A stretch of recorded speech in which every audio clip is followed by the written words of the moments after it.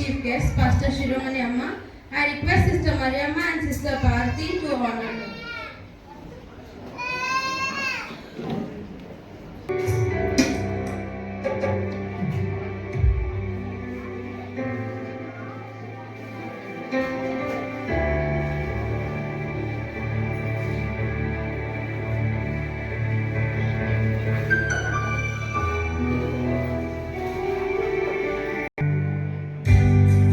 చప్పట్లో కొడదామండి.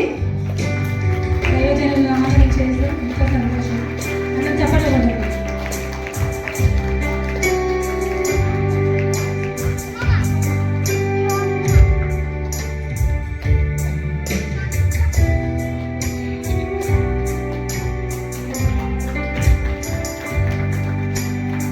చప్పట్లో కొడదామండి.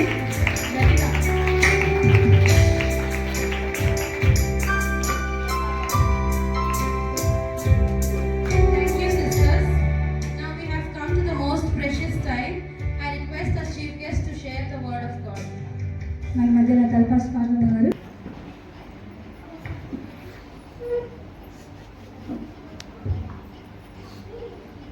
క్రీస్తు ఘనమైన శ్రేష్టమైన పరిశుద్ధమైన నామంలో చేరిన భక్తులందరికీ దేవుని నామన వందనాలు చెల్లిస్తూ మరి చక్కగా ఈ సమయమందు ఈ 7వ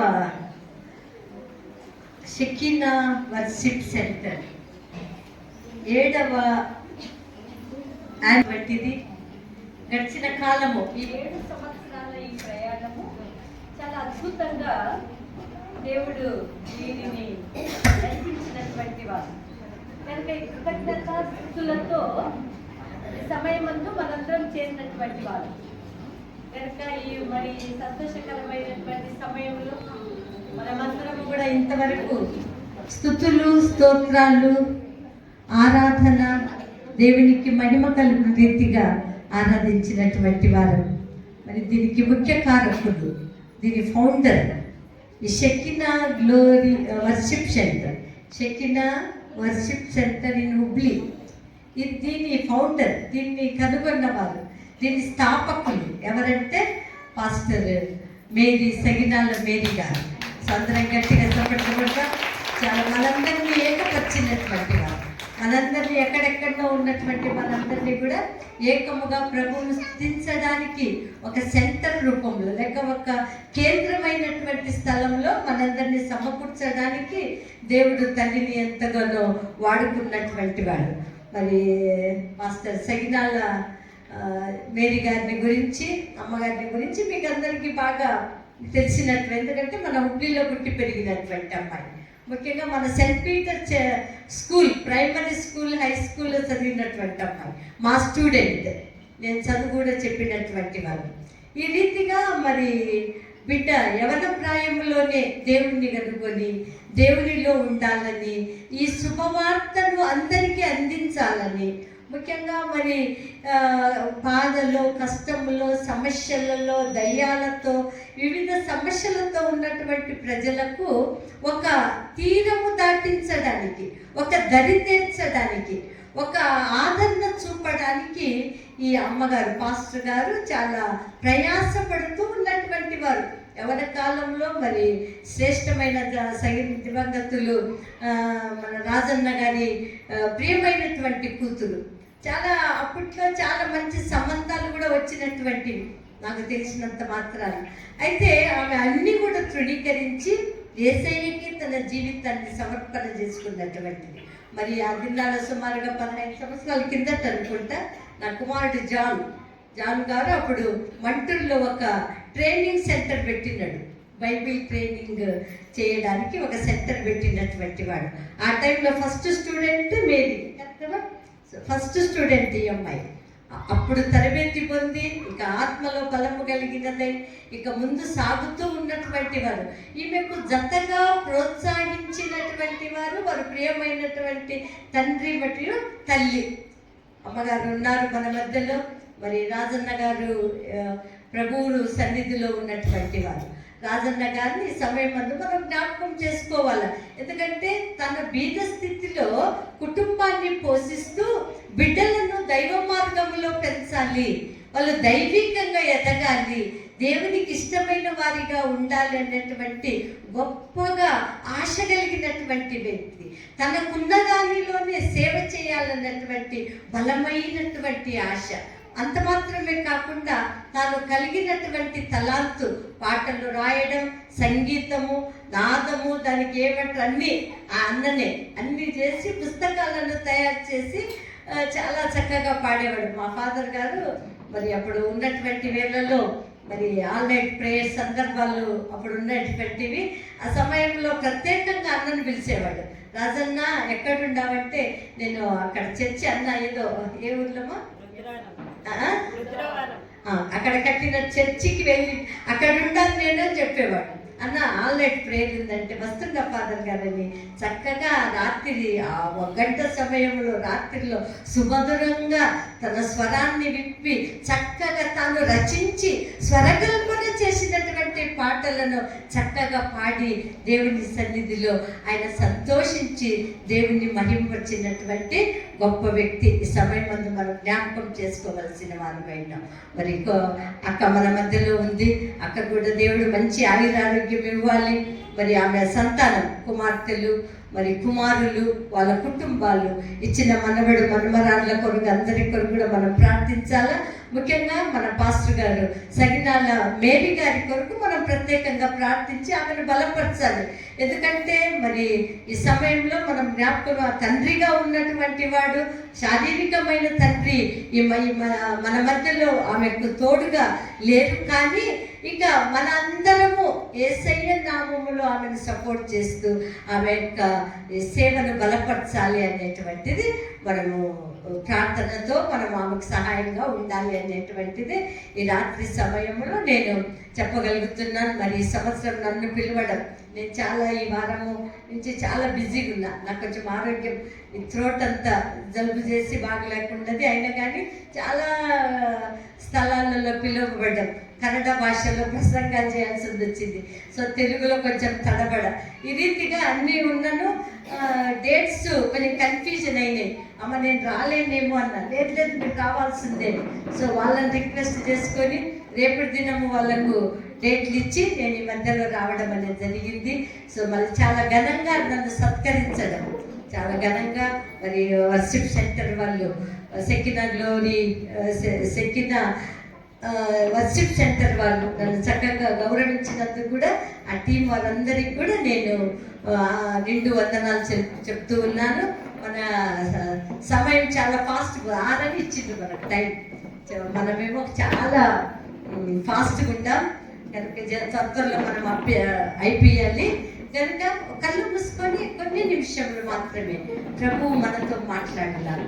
వాక్యం వినడానికి ముందు ప్రియబిడ్డలారా, షెకిన వర్షిప్ సెంటర్లో చేరినటువంటి ప్రియబిడ్డలందరూ కూడా కొన్ని నిమిషములు ప్రభు మాటలు విందాం. ప్రభు మాటలు వింటే మీకు ధన్యత, ప్రభు మాటలు వింటే నీకు ఆశీర్వాదము. ప్రభు మాటలు నీవు విన్నట్లయితే నీ కుటుంబాలు ఆశీర్వదింపబడు గడియలు కనుక అందరూ మౌనముగా కళ్ళు మూసుకుందాం. ప్రియ బిడ్డలారా, తల్లులందరూ మీ స్థలాలను త్వరలో మీరు కూర్చున్నట్లయితే మీ స్థలాలలో దేవుడు మనతో మాట్లాడులాగున మనం కళ్ళు మూసుకొని ప్రార్థన చేసుకున్నాం. హల్లెలూయా, హల్లెలూయా, హల్లెలూయా.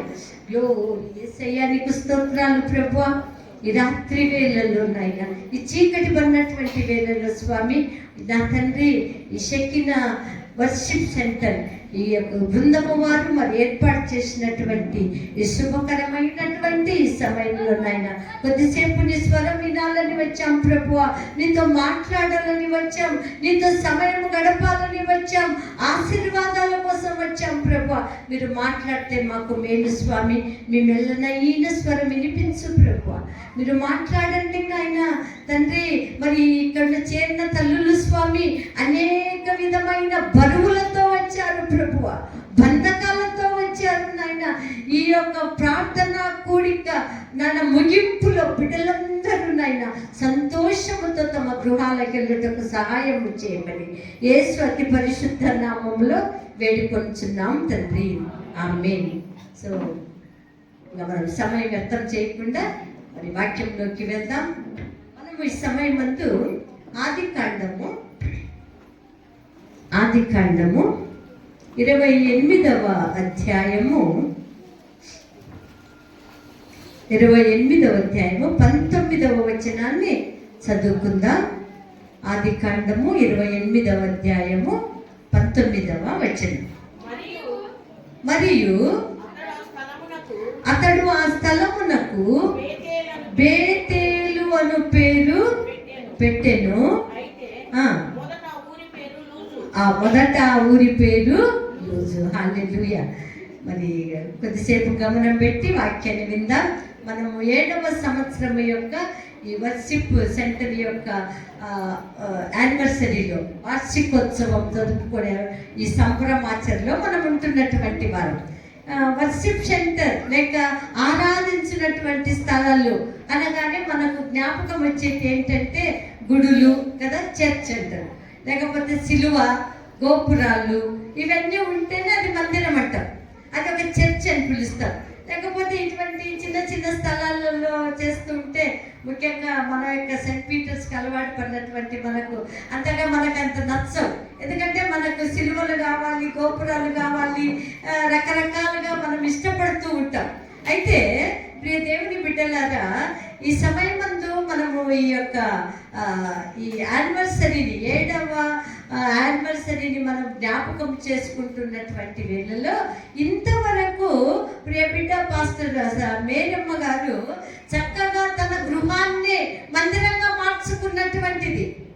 మనం అనుకుంటాం గోడలు, సిమెంట్తో కట్టినటువంటి బిల్డింగులు, సిలువలు, గంటలు, ఇవే మందిరములో, ఈ మందిరంలోనే దేవుడు ఉంటాడు, ఈ మందిరంలో నువ్వు ప్రార్థన చేస్తే దేవుడు ఆలకిస్తాడు, ఈ మందిరంలోనే దయ్యాలు వెళ్ళగొట్టబడతాయి, ఈ మందిరంలోనే ఆత్మ నింపబడుతుంది అన్నటువంటి ఊహలు మనకు ఉన్నటువంటివి.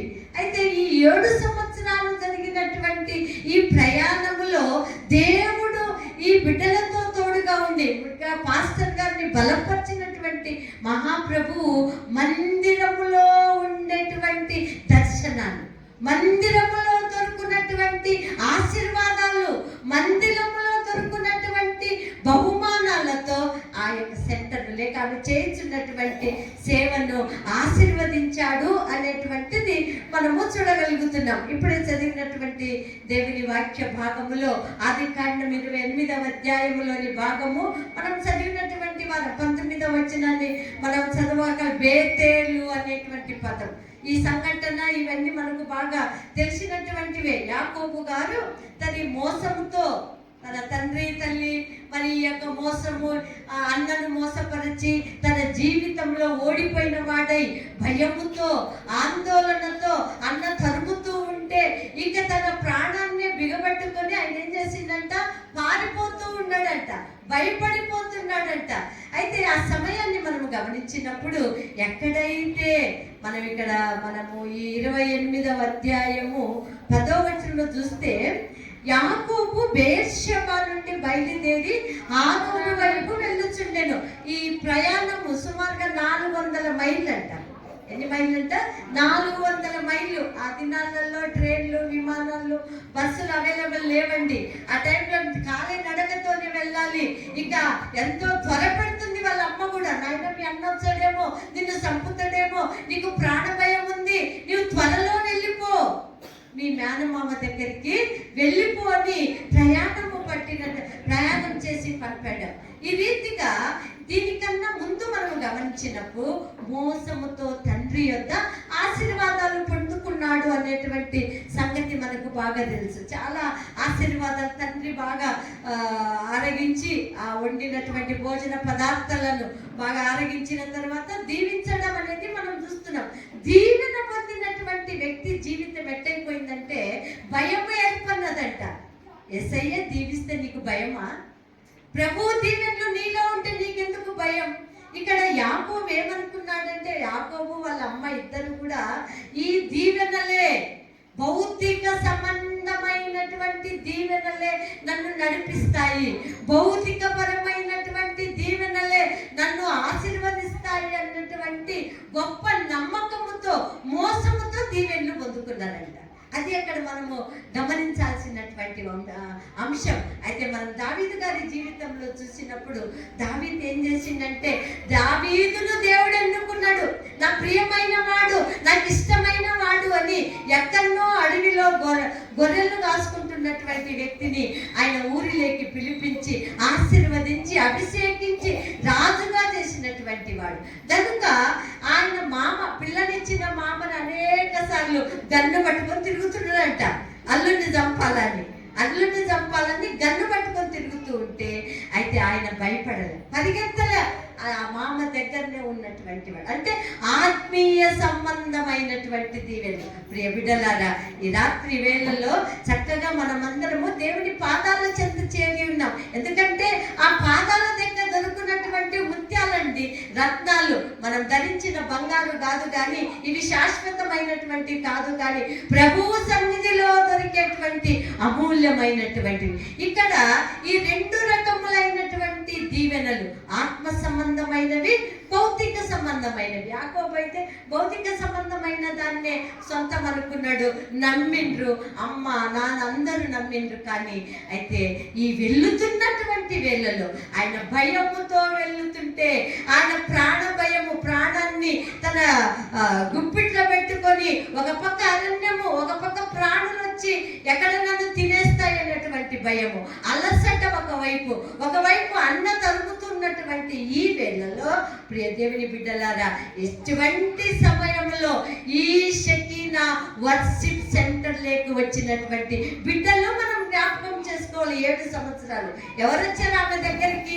ఏదో ఆమె సంఘం కట్టుకొని వాళ్ళకి ఏదో పోషించి తనము ఈ యొక్క వర్షిప్ సెంటర్ని పెట్టుకోలేదు. కానీ ఈ బలహీనతలలో ఉన్నటువంటి వారు కదా, బలహీనతలో ఉన్నటువంటి వారు, భయపడి పరుగులుడుతుంటే దిక్కులేక ఉన్నటువంటి వారు, అడవిలో నిస్సాయ స్థితిలో వెళుతున్నటువంటి వారిని ఆదరించినటువంటి దేవుడు. ఒకసారి చూడండి, 2వ సమూయేలు గ్రంథము, ఒకసారి త్వరలో చూద్దాం. 2వ సమూయేలు 14వ అధ్యాయం 14వ వచనం, 14వ అధ్యాయం 14వ వచనం చదవండి.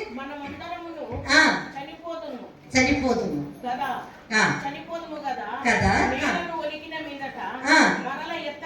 నీళ్లు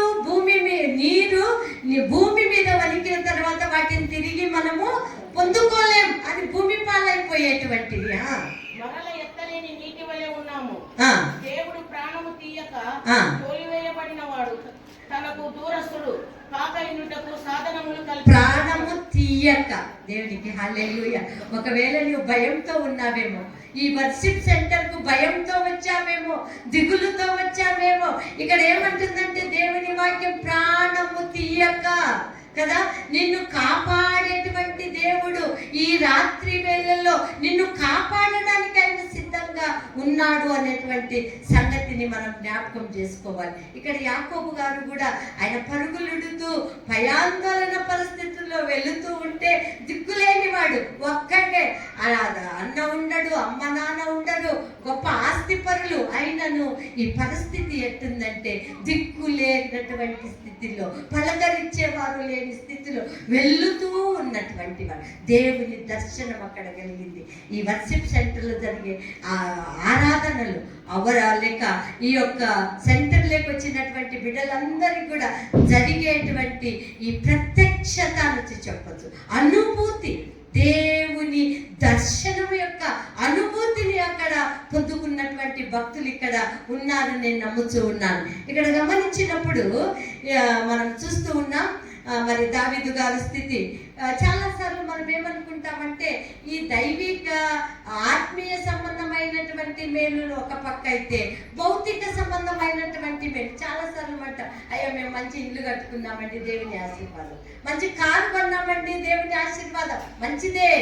దేవుడు నిన్ను ఆశీర్వదించినందు వలననే నీవు ఈనాడు ఉన్నత స్థితిలో ఉన్నావు. ఒకప్పుడు మన స్థితి ఎట్టున్నదంటే, ఏదో గాంధీవాడలో పత్తి కట్టెలో ఉన్నటువంటి ఇండ్లు, మనం జ్ఞాపకం ఉందనుకుంటే పెద్దలకు చాలా మందికి ఎంతో కష్టము, నీళ్ళు అనేటి దొరికేటి కావు కదా, ఎంత కష్టమో పడినటువంటి వారు ఈనాడు మనము అంతస్తుల మీద అంతస్తులు కట్టుకొని సంతోషముగా మన బిడ్డలతో మనం ఉంటూ దేవుణ్ణి ఆరాధించగలుగుతున్నామంటే ఆయన ఆశీర్వాదాలే. అయితే ప్రియ దేవుని బిడ్డలారా, ఇవన్నీ భౌతిక సంబంధమైనటువంటి ఆశీర్వాదాలు మనతో వచ్చేటి కావండి. కళ్ళు మూసుకున్న తర్వాత వచ్చే ఆశీర్వాదాలు వేరే. ఇక్కడ ఏమంటే ఒక పాట మీకు అందరికీ తెలుసు, మనులు మాణిక్యాలు ఉన్నా మేడ మిద్యలు ఉన్నా మదిలో యేసు లేకపోతే ఎన్ని ఉన్నా సున్నా. అది ఈ ఆశీర్వాదాలు మనం ఎన్ని ఉన్నను అవన్నీ కూడా సున్నా అన్నటువంటి రీతిలో భక్తుడు వర్ణిస్తూ ఉన్నటువంటి వాడు. ఇక మనం ముందుకు సాగుదాం. మనం ఇక్కడ చూస్తున్నప్పుడు ఈ 400 మైళ్ళ ఈ ప్రయాణములో దేవుడు యాకోబు గారిని జ్ఞాపకం చేసుకున్నాడు. హల్లెలూయా. కుటుంబం నుంచి దూరమైన తరమ వల్ల ఈ యొక్క దేవుని ఆశీర్వాదం లేక దేవుడు జ్ఞాపకము చేసుకోవడము అనేటువంటిది మందిరానికి నడిపించండి, మందిర అనుభవంలోనికి నడిపించినాడు అనేటువంటిది మనం చూస్తాం. ఎఫెసీయులకు రాసినటువంటి అపోస్తలుడైన పౌలు ఎఫెసీయులకు రాసిన పత్రిక 1వ అధ్యాయము ఈ 3-4 వచనాలలో ఈ మందిరాన్ని గురించినటువంటి మాటలు మనం చూడగలుగుతాం. చూడండి ఒకసారి. ఎఫెసీ 1వ అధ్యాయము 3-4 వచనాలు. మన ప్రభువైన యేసుక్రీస్తు యొక్క తండ్రి యొక్క దేవుడు స్తుతింపబడును గాక. ఆయన క్రీస్తునందు పరలోక విషయములలో ఆత్మ సంబంధమైన ప్రతి ఆశీర్వాదమును మనకు అనుగ్రహించును. హల్లెలూయా. ఎటువంటి దేవుడు అంటే మనం నమ్ముకున్న దేవుడు, మనం ప్రేమించే దేవుడు, మనము ఇష్టపడి ఆయన సన్నిధిలో మోకరించి ప్రార్థిస్తూ దేవునిగా నమ్మినటువంటి నీవు ఎటువంటి దేవుడు నీ దేవుడు అంటే ప్రతి ఆశీర్వాదమును మనకు అనుగ్రహించువాడు. యాకోబుకు అనుగ్రహించాడంట. యాకోబును ఆ రాత్రి మనం చూసినప్పుడు జగత్తు పునాది వేయక ముందే నేను నిన్ను ఎరిగి ఉన్నానని వాక్యం చెప్తూ ఉంది. ప్రియ బిడ్డ, అనేక సార్లు మనం అనుకుంటాం నాకెవరు లేరు, నా భర్త ఇట్ట, నా పిల్లలు ఇట్ట, పలకరించేవారు లేరు, అయ్యో అయ్యో అయ్యో అనుకుంటా జీవితాన్ని గడుపుతూ కన్నీళ్లతో మనం దినాలు గడుపుతూ ఉంటాం. కానీ అయితే జగత్తు పునాది వేయక ముందే నిన్ను ఎరిగినటువంటి వాడు, నిన్ను గురించి ఆయన తెలుసుకున్నట్టు. అందుకనే యాకోబును అక్కడ ఏం చేసిందంటే ఆత్మ సంబంధమైన ఆశీర్వాదాలను అనుగ్రహించవు. ఇంతవరకైతే తండ్రి ఏం చేసిండు, భౌతిక సంబంధమైనటువంటి ఆశీర్వాదాలు ఇచ్చాడు. కానీ ఇక్కడ ఆత్మ సంబంధమైన ఆశీర్వాదాల జల్లును కుమ్మరించాలని ఆయనకు ఒక దర్శనం లేక మందిర అనుభవం కలిగించడానికి ఆయన ఇష్టపడ్డాడు. మనం చూద్దాం. ఆదికాండం 28వ అధ్యాయము మనము 12వ వచనాన్ని చూద్దాం ఒకసారి. 12వ వచనం. అప్పుడు అతడు ఒక కలగనేది ఏం చేసిందంట, ఆయన అలసిపోయిన వాడై ఆ ప్రయాణం 400 మైళ్ళ ప్రయాణము అలసిపోయినటువంటి వాడై ఆ ఒక రాయిని తలగడగా పెట్టుకొని ఆయన నిద్రపోతూ ఉన్నటువంటి వేళలో చక్కని ఒక దర్శనం వచ్చిందంట. కళ వచ్చింది. చాలాసార్లు మనం నిద్రపోయి లేవగానే కళలు వచ్చినాయి అంటాం. ఎటువంటి కళలు అంటే ఏదేదో కదా, పిచ్చి కళలై భయపడిపోతుంటాం. అది ఇది అని చెప్పి చాలా భయాందోళన స్థితిలోకి వెళ్ళిపోతుంటాం. కానీ ఇక్కడ యాకోబు గారికి ఒక కళ వచ్చిందంట.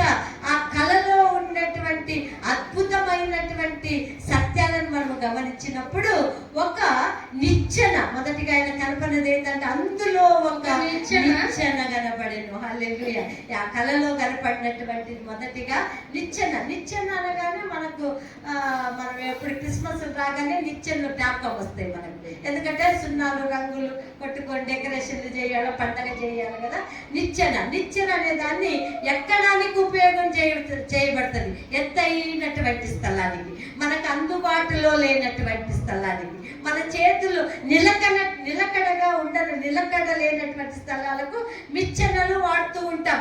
ఇక్కడ కళలో దేవుని యొక్క ఆయనకు ఒక దర్శనము కలగగానే ఆ ఎన్కౌంటర్ అనొచ్చు. ఇక్కడ ఎన్కౌంటర్ అంటే మీకు అర్థమైంది కదా.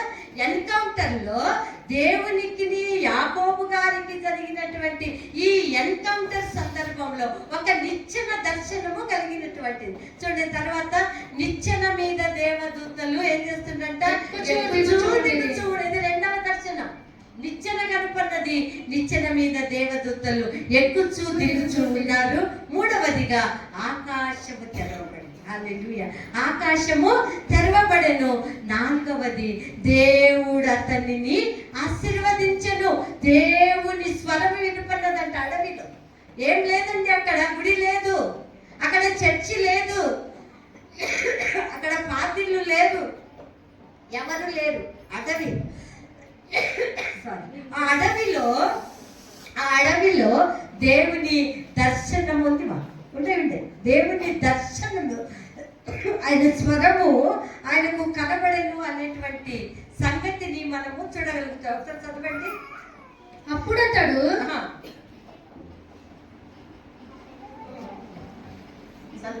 అప్పుడు అతడు ఒక కలక నేను, అందులో ఒక నిచ్చెన భూమి మీద నిలబడి ఉండెను. దాని కొన ఆకాశము కట్టెను, దాని మీద దేవుని దూతలు ఎక్కుచూ దిగుచుండిరి. మరియు యెహోవా దానికి పైగా నిలిచి, నేను నీ తండ్రి అయిన అబ్రహాము దేవుడను, ఇస్సాకు దేవుడనైన యెహోవాను, నీవు పట్టుకొని ఉన్న ఈ భూమిని నీకును నీ సంతానములకు ఇచ్చేదను అని ఆశీర్వదించాడు. మీకు బాగా అర్థమవుతుంది అనుకుంటా నేను చెప్పే మాటలు కదా. యాకోబు అడవిలో వెళుతూ ఉంటే ఆయనకు ఒక కళ అనడము, ఆ కళల్లో జరిగినటువంటి అద్భుతమైన 4 ఆశీర్వాదాలే ఈనాడు షెకినా వర్షిప్ సెంటర్ లో జరుగుతున్నటువంటి ఆశీర్వాదాలుగా మనం నమ్ముదాం. గట్టిగా చప్పట్లు కొడదాం. ఇక్కడ మందిరం లేదండి, ఇక్కడ సిలువ లేదు, ఇక్కడ లేక రకరకాలుగా లోకంలో కనపడేటువంటి విషయాలు కనబడటం లేదు, కానీ కేవలము దేవుని ఆశీర్వాదాలు ఇక్కడ ఉన్నటువంటిగా మనం చూడగలుగుతున్నాం. బేతేలు మనకందరికీ తెలుసు. బేత్ అంటే ఇల్లు కదా, దేవుని మందిరం, దేవుని ఇల్లు. దేవుని మందిరము యొక్క అప్రత్యక్షత నువ్వు కనబడుతున్నటువంటి వేళలో, దేవుని యొక్క సన్నిధిలో నీవు ఉన్నప్పుడు దేవుని మాటలు వినగలిగావా? మనం ఏం చేస్తామంటే, ఈ ప్రసంగికుల వీళ్ళేందిలే, ఇలా మాటలు ఇద్దేలే అన్నట్టు రీతిగా చాలా సులభంగా తీసుకుంటాం మాటలు. ఎంతో దైవజనులు చాలా ప్రిపేర్ అయ్యి చాలా వాక్యాన్ని అందిస్తూ ఉంటే దాని గురించి మనం అంత పట్టించుకోము. ఈమెనా వీళ్ళ సంగతి నాకు తెలుసులే, లే వాక్యం నాకు తెలుసులే అన్నటువంటి రీతిలో ఒక దేవునితో పరలోకానికి నిచ్చెనంట. పరలోకంలో ఉన్నటువంటి వాడు దేవుడు అండి. పరలోకంలో ఉండేవాడు దేవుడు, భూమి మీద ఉన్నటువంటి వాడు మనిషి.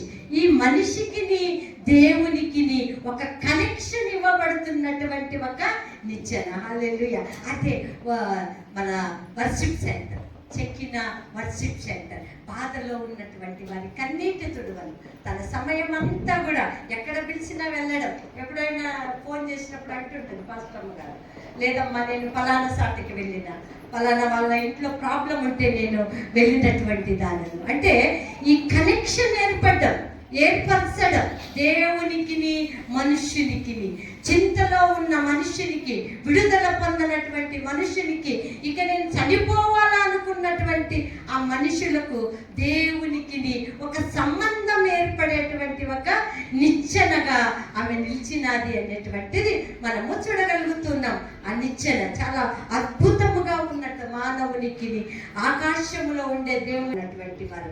ఇక ఈ నిచ్చెన అనేటువంటి మాట పరిశుద్ధ గ్రంథంలో ఇది ఒక్కసారి ఉన్నటువంటిది, ఎక్కడ కూడా కనిపించదు. 26 పుస్తకాలలో నిచ్చెన అనేటువంటి పదం మరి అది కనబడదు. ఒకసారి మనం చూస్తాము, యోహాను సువార్త 1వ అధ్యాయము 51లో ఒకసారి చూడండి. ఈ వాక్యానికి సంబంధించినటువంటిది. మరియు ఆయన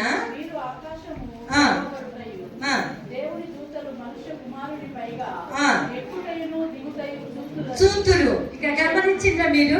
యోహాను సువార్త 1వ అధ్యాయం 51వ వచనములో ఆది కాండములో జరిగినటువంటి సంఘటన.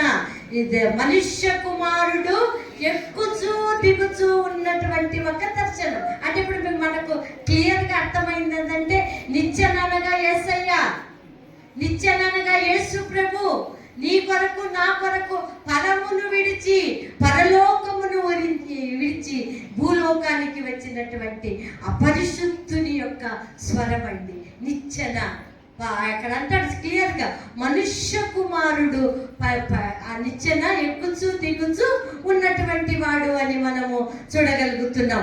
మనుషులను దేవునికి కనెక్షన్ చేయబడినటువంటిది నిచ్చెనగా మనం చూడగలుగుతున్నాం. ఈ నిత్యత్వంలో ప్రవేశించాలి అంటే మనమంతా ఈనాడు ఇటీవల 2-3 ఏళ్ళ నుంచి చూస్తున్నాం. ఇప్పుడున్న వాళ్ళు రేపు కనిపించడంలే.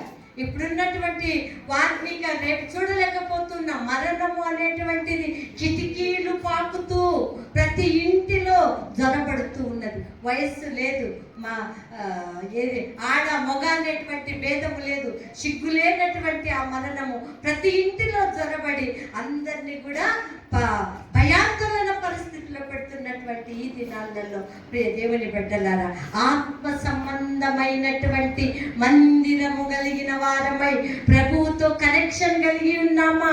యేసయ్య అయితే ఆయన నిచ్చెనగా మన మధ్యకు వచ్చినటువంటి వాడు, మనతో ఉండడానికి ఇష్టపడినటువంటి వాడు కనుక మనం ఆయన స్వరము వినడానికి ఇష్టపడాలి అనేటువంటిది మనం చూడగలుగుతున్నాం.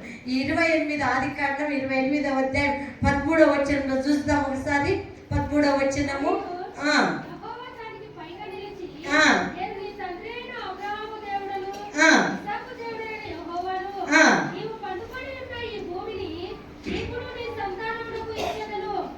అని ఆశీర్వాద దేవుని మాటలు వినబడుతున్నాయండి. ఇప్పుడు ఎప్పుడైతే నిచ్చెనను మనం చూస్తామో, యేసయ్య వైపు చూస్తామో, పరలోకానికి భూమికి కనెక్షన్ ఇవ్వబడిన ఈ నిచ్చెను చూస్తామో, అప్పుడు దేవుని స్వరం వినబడుతుంది. దేవుడైనటువంటి యెహోవాయే మాట్లాడుతూ ఉన్నాడు.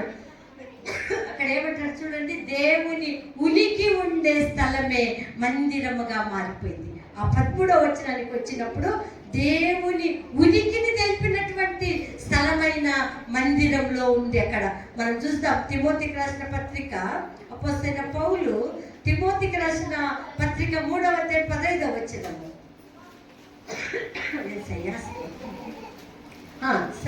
తిమోతి 3:15.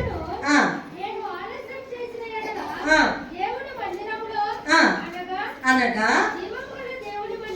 జీవము గల దేవుని మందిరములో తెలియవలేనని, జీవము గల దేవుని మందిరములో ఏ రీతిగా నీవు ఉండాలి. వారం బైబిల్ తగిలిసుకొని పోతుంటాం కదా. ఎక్కడ కూటాలు ఉంది మనమే, ఎక్కడ ఏముండాలి మనమే. మంచిది, సంతోషం, దేవునిలో కనపడాలి, దేవుని సన్నిధిలో ఉండాలి. అయితే మందిరానికి వెళ్ళక ముందు నీ ప్రవర్తన ఏ రీతిగా ఉందో అది నువ్వు సరి చేసుకో. పక్కన కూర్చున్నా నుంచి ఆమె చీర, ఈమె చీర, ఆమె నగలు, ఈమె నగలు, ఈమె కెట్టొచ్చింది, ఈమె కెట్టొచ్చింది, అదంతా ఇంకా అని మనము ఏదైనా ఆలోచనలు తలంపులు కాదు. కానీ నీ మందిరములో, జీవము గల దేవుని మందిరంలో, అక్కడ అడవిలో కదా ఆ యొక్క దేవుని స్వరము, ఆ మందిర ఉనికి అక్కడ కనబడుతూ ఉంటే అక్కడ ఏమైందంట, ఆయన ఉనికి, ఆయన సత్యమైనటువంటి వాడు, ఆయన స్తంభమునకు ఆధారముగా, సత్యం అనే స్తంభానికి ఆధారముగా ఉన్నాడు అనేటువంటి సంగతిని మన అక్కడ కనబడుతూ ఉన్నటువంటి వారు. సో ఈ యొక్క స్థలం ఎట్టుందంటే ఆయన తనను తాను ఆయన పరిచయం చేస్తున్నాడు. 13వ వచనంలో, నేను పూర్వము నుంచి నీ తల్లిదండ్రులతో ఉన్నటువంటి అబ్రహాము దేవుడని, ఇస్సాకు దేవుడని కదా. తర్వాత ఏమంటారంటే యాకోబు దేవుడు. ఇటువంటి గొప్ప దేవుని గురించి ఆయన మాట్లాడుతూ ఆయన ఇచ్చేటువంటి ఆశీర్వాదం, నీవు పండుకొని నీ తండ్రి అయిన అబ్రహాము దేవుడు, ఇస్సాకు దేవుడనైనా యెహోవాను నువ్వు పండుకొని ఉన్న ఈ భూమిని నీకు, నీ సంతానములకు ఇచ్చేది. తండ్రి చెప్పిండు ఏంటంటే, నీవు యజమానునిగా ఉంటావు, నీవు ఫలానా ఆశీర్వదించాడు. కానీ అయితే దేవాది దేవుడి ఆశీర్వాదం మనకు కూడా, మన తల్లిదండ్రులు చాలా విషయాలు మనల్ని ఆశీర్వదిస్తాడు. మన వెనకాల బ్యాంక్ బ్యాలెన్స్ పెడుతుంటారు కదా. అంటే మా పిల్లలకు కావాలి, ఎవరైనా ఆశనే, మన కన్న పిల్లలు కాబట్టి మన తల్లిదండ్రులు ఇచ్చే ఆశీర్వాదాలు అంటే, ఆయన నీకు ఈ ఇల్లు రాసిస్తుంటా కదా, నీకు ఈ ఇల్లు రాసిస్తున్నాను. ఒకసారి అంటే ఒక ఆయన హాస్పిటల్ హాస్పిటల్లో మరణ పడకలో ఉన్నాడంట. ఇంకా డేంజర్, ఇంకా చనిపోతాడు అన్నటువంటి రీతిలో. ఆయనకు ఒక 3 కొడుకులు ఉంటారంట. 3 కొడుకులు పిలిపించిందంట ఆయన. రెండే అక్కడ ఉన్నటువంటి డాక్టర్లు కూడా ఇంకా అయిపోయింది ఆయన సమయము, కొడుకులు రాండి ఏదో చివరి మాటలు మాట్లాడతానని. వాళ్ళు రాగానే ఆయన ఏమన్నాడంట, ఫలానా అపార్ట్మెంట్లో ఉండే ఆ 2 అపార్ట్మెంట్లు నీకే నాయన అని ఒక పెద్ద కొడుకు చెప్పిండంట. ఇంకొక కొడుకు చెప్పిండంట, ఇంకొక ఏరియాలో ఉండేటువంటి ఒక 20 ఇళ్ళు నీకు అని చెప్పిండంట. ఇంకొక కొడుకు కూడా ఇంకొక ఏరియాలో ఉండేటువంటి ఒక 4 ఇళ్ళు అని చెప్పిండంట. చెప్పగానే అక్కడ ఉన్నటువంటి నర్సుకు చాలా డౌట్ వచ్చింది. ఈయన స్థితి చూసి ఇంత బీదగా ఉండడు, ఇన్ని అపార్ట్మెంట్లు, ఇన్ని ఇల్లులు అంటుండడు, ఇదంతా ఆస్తిపరుడబ్బా అనుకున్నాడంట. తర్వాత వాళ్ళ భార్యను అడిగినట్టు, ఏమ్మా మీకు ఇంత ఆస్తి ఉందా మీకు అంటే, వాళ్ళంటే లేదమ్మా, నా భర్త పాలమ్ముకుండేటోడు, పాలమ్ముకుంటున్నాను కాబట్టి ఈ ఏరియా అంతా నాదే, పెద్ద కొడుకు ఈ ఏరియా, చిన్న కొడుకు ఈ ఏరియా, 3వ వారికి ఈ ఏరియాని పంచిచ్చేసిందంట. అట్లా మన తల్లిదండ్రులు ఏం చేస్తారంటే మనకు ఆస్తులు ఇస్తూ ఉంటాడు కదా. ఇక్కడ యాకోబు జీవితంలో జరిగిన సంఘటన కూడా అదే. కానీ ఆయనకు ఆస్తులు ఇచ్చిండు. అయితే దేవాది దేవుడు ఆయన విస్తారమైనటువంటి ఆశీర్వాదాలు, అద్భుతమైనటువంటి ఆశీర్వాదాలు సెకినా వర్షిప్ సెంటర్లో మనకు దొరుకున్నటువంటి ఆశీర్వాదాలే ఈ యొక్క సమయంలో మనం చూడగలుగుతూ ఉన్నటువంటి వాడు. ఇక్కడ దేవదూతలు ఎక్కుతూ దిగుతూ ఉన్నారంట. నీవు భూలోకములో చేసేటువంటి ప్రార్థనలు తండ్రి యొద్దకు చేర్చును కదా. అక్కడ ఉన్నటువంటి వాగ్దానాలు, అక్కడ ఉన్నటువంటి ఆశీర్వచనాలు, అక్కడ ఉన్నటువంటి జవాబులు తిరిగి మన మధ్యలోకి తీసుకురావడం అనేటువంటిది మనం చూడగలుగుతూ ఉన్నాం. పాత నిబంధనలలో, కొత్త నిబంధనలలో కానీ ముఖ్యంగా ఆరాధనలు చేయనటువంటి స్థలాలు మనము కొత్త నిబంధనల పత్రిక భాగాలలో చూసినాం. ఇంటింట సువార్త కదా, ఇంటింట ఆరాధన జరిగేదండి. ఇట్లా మందిరాలు కాదు కానీ ఇంటింట చాలా గుప్తముగా, చాలా భక్తిపరంగా ఐక్యతతో ఆరాధనలు జరిగేటి. రొట్టె విరుచుట ఎందును కదా, ఆరాధించుట ఎందును మనుష్యులు కలిసి ఉండిరి. ఈనాడు ఆ యొక్క ఐక్యత మనలో కనపడడం లేదు. ఈమె ఆ గుడి, ఈమె ఈ గుడి, వాళ్ళ ఆ సెంటర్, ఇది ఈ సెంటర్ అన్నటువంటి రీతి. ఎవరినో ఒక కొత్త వ్యక్తి అయితే ఇంకా మనం చూస్తుంటాం, ఎందుకు వచ్చింది ఈమె ఈరోజు మన దానికి కదా. అంటే ఈ రీతిగా మారిపోతుంది. కానీ ఆ దినాలలో ఇంటింట వాక్య మందిరాలు ఉన్నటువంటివి. అయితే సొలొమోను కాలంలో వచ్చినాక దేవుడు గొప్పగా ఆశీర్వదించి అద్భుతమైనటువంటి మందిరం, ఆ సమయమందు ఆ ప్రతిష్ఠ ఆరాధన సమయంలో గొప్ప ప్రార్థన చేసిందంట సొలొమోను గారు. దేవుని మహిమ ఆ మందిరం అంతా కూడా నిండినటువంటి దేవుని మహిమ ప్రజలందరూ చూడగలిగారు. యాజకులైతే ఆ మహిమలో ప్రవేశించలేకపోయిందండి. అది దేవుని మందిరం. ఈ రీతిగా అయితే కొత్త నిబంధనకు వచ్చినాక యేసయ్య ఏమంటున్నాడంటే ఈ మందిరాలకు, ఈ బిల్డింగ్లకు ఆయన ప్రాధాన్యత ఇవ్వడం లేదు. కానీ నేనే మందిరం, నేనే, మీరు నా మందిరమై ఉన్నారు అని మనము ప్రకటన గ్రంథంలో చూసినప్పుడు ఏమంటే, నేను తలుపు వద్ద నిలుచుండి. నువ్వే మందిరం అండి. నీ మందిరము నీ ఇంటి దగ్గరికి వచ్చింది. ఇప్పుడు ప్రభువు నీ దగ్గరికి వచ్చాడు. నువ్వు ఎక్కడో పోయి అంటే చర్చికి పోయి ఆరాధన చేయకూడదని నేను చెప్పడం లేదు. నువ్వెక్కడ మోకరించే అక్కడ దేవుని ఉనికి, ఎక్కడ నీవు ప్రార్థన చేస్తూ ఉంటే అక్కడ దేవుని ప్రత్యక్షత. వంట చేస్తూ ఉంటాం మనమందరం స్త్రీలమే కనుక కదా, ఎక్కువ సమయం దానికే మన టైం అంతా కూడా బిడ్డకు, కొడుకు ఒక రకం, భర్తకు ఒక రకం, రకరకాల టేస్టీగా భోజనాలు వండి పెట్టడానికి ప్రయాసపడుతుంటాం. ఎక్కువ సమయం వంట గదిలోనే. మనం ఎక్కడమ్మా మాకు ప్రార్థన చేసే సమయం, నేను అది ఇది చాలా బిజీగా ఉంటా. అయితే నువ్వు ఆ గదిలోనే నీ ఉనికిని, ప్రభువు యొక్క ఉనికిని, ప్రభువు యొక్క ప్రత్యక్షను గుర్తుపట్టుకో. ఆయన స్వరాన్ని విను. యాకోబు ఎక్కడ గుర్తుపట్టిండు? మందిరంలో కాదు, అడవిలో ఆయన స్వరము విన్నాడు అనేటువంటిది. అందుకని యోహాను సువార్త 2వ అధ్యాయము 19 ఏమంటాడు ఒకసారి చూద్దాం. యోహాను సువార్త 2వ అధ్యాయము 19వ వచనంలో యేసు దేవాలయమును పడగొట్టుడి, 3 దినములలో నేను లేపుదును అంటే మందిరము అనే దానికి ఆయన ఒక చక్కని నిర్వచనం ఇస్తున్నాడు, ఒక మీనింగ్. అక్కడ ఉన్నటువంటి ప్రజలతో మాట్లాడుతూ ఉన్నాడు. నేనే మందిరము, నేనే మందిరము. మందిరమని నీవు యెరూషలేమే మందిరం అనుకుంటున్నావు. అనుకుంటున్నామేమో, యెరూషలేములోనే దేవుని ప్రసన్నత ఉండాలనుకుంటున్నాం. షకీనా వర్షిప్ సెంటర్లో కూడా దేవునికి ఉంది. అది ఈనాడు చిన్న సంఘమైన చిన్నగా ఆమె ఆరాధనలు చేస్తూ ఉన్న అనేకమైన అద్భుతాలు, దేవుని ప్రత్యక్షత, ఆ ఉనికి సెంటర్లో ఉన్నది అనేటువంటిది ఇక్కడ చాలా మంది కూడా తెలుసుకున్నటువంటి వారిగా మనము చూడగలుగుతున్నాం. ఇక ఈ ఆదికాండం 28వ వచనంలోని ఆ మాటలు మనం చూసినప్పుడు, నేను తండ్రి అయిన అబ్రహాము దేవుడను, ఇస్సాకు దేవుడను, యెహోవానైన నేను అన్నటువంటి ఈ మాటలు ఆయన తనను తాను ప్రత్యక్షపరచుకోవడం యొక్క మాటల్లో గ్రీక్ పదంలో ఏమంటారంటే రేమా అంటారు. ఈ మాటలు చాలా దేవుడైనటువంటి యెహోవాయే తనను గూర్చి తాను చెప్పుకోవడం, చాలా చాలా ప్రశస్తమైనటువంటి దేవుని గుణగణాలను గురించి అక్కడ మాట్లాడడం అనేది మనము చూడగలుగుతూ ఉన్నాం. కనుక ఆ ప్రశస్తమైన దేవుడు, అద్భుతమైన దేవుడు, సర్వశక్తి కలిగిన దేవుడు, సృష్టించిన దేవుడు కదా, ఆయననే మనము నమ్మాలి అనేటువంటిది. ఇక్కడ విశ్వాసి జీవితానికి లేక యాకోబు జీవితము యూటర్న్ కొట్టిందంటే, ఇంకా ఇంతవరకు భయాందోళన ఉన్నటువంటి వాడు, ఇంతవరకు భయముతో పరిగినటువంటి, ఎప్పుడైతే బేతేల్ ఈ స్థలములో యెహోవా ఉన్నాడు, ఈ స్థలము యెహోవా ఉనికితో నిండి ఉంది, ఈ స్థలము దేవుని ప్రత్యక్షత మహిమ నిండి ఉన్నదని కనుగొన్నాడో వెంటనే ఆయన జీవితం మారిపోయిందంట. వాడు యూటర్న్ కొట్టిందంట. ఇంకా అక్కడ భక్తుడు అంటాడు, ఆయన జీవితమే మారిపోయింది, ఆశీర్వాదాలను పొందుకున్నవాడవై అనేక దీవెనలతో ఇక ప్రయాణమై ముందుకు సాగుతూ ఉన్నాడు అనేటువంటిది మనం చూడగలుగుతూ ఉన్నటువంటి.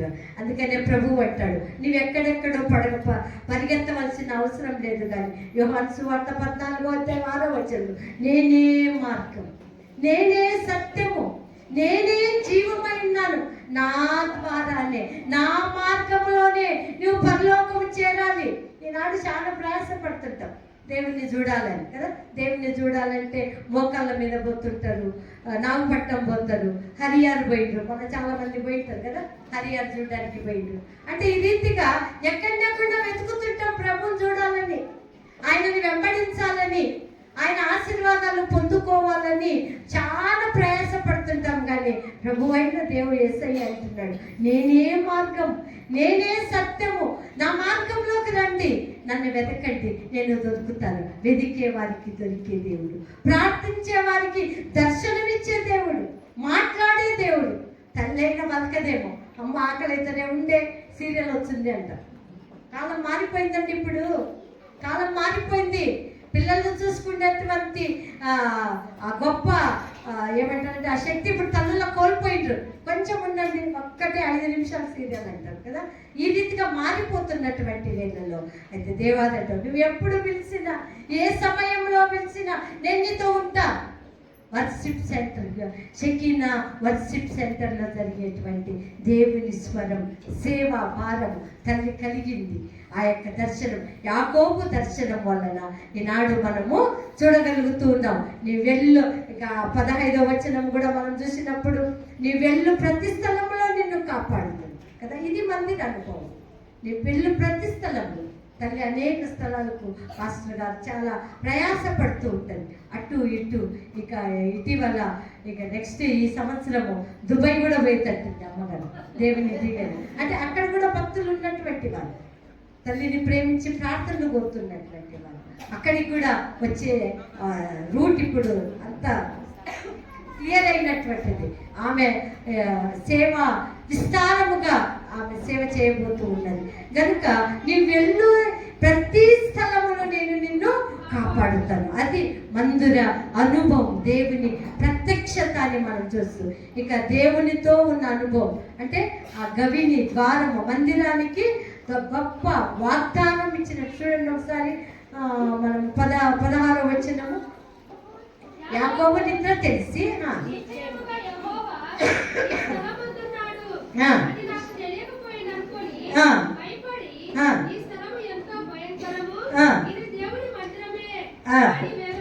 కాదు,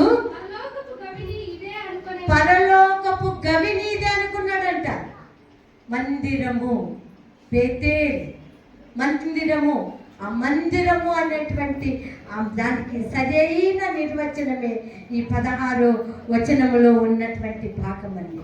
పరలోకపు గవిని చూపించిందంట. అంటే ద్వారం. మనం చచ్చిపోయిన తర్వాత అక్కడ ద్వారంలో ఉంటారని వింటుంటాం కదా అక్కడిక్కడ. ఒకసారి ఏమైందంట, ఒక ఆయన అంటే ఇక్కడ చాలా ఉంటాయి, మన సంఘాలు చాలా ఉన్నాయి. ఒక సంఘం ఆయన చనిపోయిందంట. చనిపోయిందని దేవదూత వచ్చి ఆ పరలోక ద్వారం దగ్గరికి తీసుకొని పోయిందంట. తీసుకపోతే ఆయన చూస్తున్నాడంట, నా పక్కన నా సహోదరుడు ఉన్నాడే, ఆయన బాగా ప్రార్థన పడు, ఆయన ఉన్నాడా అని ఎత్తుకుతున్నాడంట. ఆయన కనపడడం లేదంట. ఇంకొకళ్ళ పేరు చెప్తున్నాడంట. అంటే తన సంఘంలో ఉండేటువంటి పేర్లందరి పేర్లు చెప్పి ఎత్తుకుతున్నాడంట, కానీ పరలోకంలో వాళ్ళు కనపడడం లేదంట. అప్పుడు ఆ దేవదూత అన్నట్టు, అయ్యా ఇక్కడ సిఎస్ఐ, బ్యాప్టిస్టు, లూథరను, లేక ఈ ఫలానా సంఘం వల్ల పరలోకం కాదు ఇది. ఇది దేవుని రక్తముతో కడగబడి మందిర అనుభవము, మందిర ప్రత్యక్షత కలిగి దేవునితో ఎన్కౌంటర్ అయినటువంటి వారి పరలోకానికి భూలోకానికి నిచ్చెన వేయబడి ఉండగా నీవు ఎక్కుతూ దిగుతూ ఉన్నావా? నీ ప్రార్థన ఎక్కుతూ దిగుతూ ఉందా? నీ ప్రార్థన ఎక్కుతూ దిగుతూ ఉంటే దేవునితో సంబంధం కలిగి ఉంటాం కదా. మనం ఫోన్ చేసినప్పుడు కనెక్షన్ తగులుకుంటేనే కదా వేరేటోళ్ళతో మాట్లాడేది. కనెక్షన్ లేదంటే ఏమంటారు వాళ్ళు? అవుట్ ఆఫ్ కవరేజ్ అంటది. అది చెప్తుంటారు, అవుట్ ఆఫ్ కవరేజ్. ఇక నీ కనెక్షన్ లేదు. దేవుని బిడ్డలారా, ఈ రాత్రి వేళల్లో మనమంతా ఈ చెక్కిన వర్షిప్ సెంటర్ వార్షిక కూడికలో మనం చేరినటువంటి మనం నేర్చుకోవాల్సింది కూడా ఈ మందిర అనుభవం. పరలోకానికి గవిని ఆయన చూసినటువంటి ఇదే మందిరం అనుకున్నాడు. ఇక మనము ఇక దాన్ని పొడిగిస్తే చాలా పెద్ద స్టోరీ ఉంది. అయితే దేవుని అద్భుతం ఏమిటంటే, దేవాది దేవుడే నేనే మందిరం, నీవే నాకు కావాలి, నీ హృదయమే నాకు కావాలి, నీ హృదయమే నా ఆలయం అని గొప్పగా పాటలు ఉంటాయి కదా. హృదయమే నీ ఆలయము క్రీస్తు,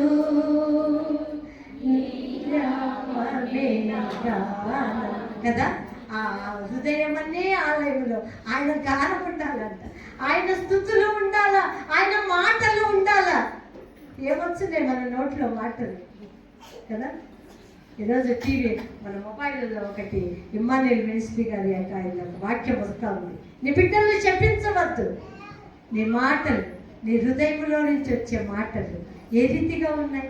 చెప్పించే మాటల, కోపంతో ఉన్నటువంటి మాటల. మందిరంలో హల్లెలూయా హల్లెలూయా హల్లెలూయా, బయటికి పోతేనే ఇంకా వచ్చాయి మనకు ఇంకా వేరే వేరే మాటలు నాతో పట్టుకొని. అంటే మానవులం బలహీనం. అంటే ఇటువంటి పరిస్థితి మందిర అనుభవములో ఇక్కడేమంటాడంటే అన్ని విషయంలో తోడుగా ఉండేది. ఒంటరిగా ఉన్న మనకు దేవుడు తోడుగా ఉండి మందిర అనుభవంలోనికి నడిపిస్తాడు. కనుక ఈ రాత్రి వేళల్లో మరి చెక్కిన వర్షిప్ సెంటర్లో కూడా ఆ ఉనికి దేవుని మందిరం యొక్క మహిమ నిండుకొని ఉన్నది. కనుక రాబోయే దినంలో ఇంకను పాస్టర్ గారిని ఇంకా దేవుడు దీవించాలి. మనందరినీ కూడా, మన కుటుంబాలు, మనమందరం కూడా దేవుని మందిర అనుభవములు కలిగిన వారమై మనం దేవుని స్తుతించడానికి దేవుడి కొద్ది వాక్యాన్ని దీవించి కాపాడును కాక. ఆమేన్.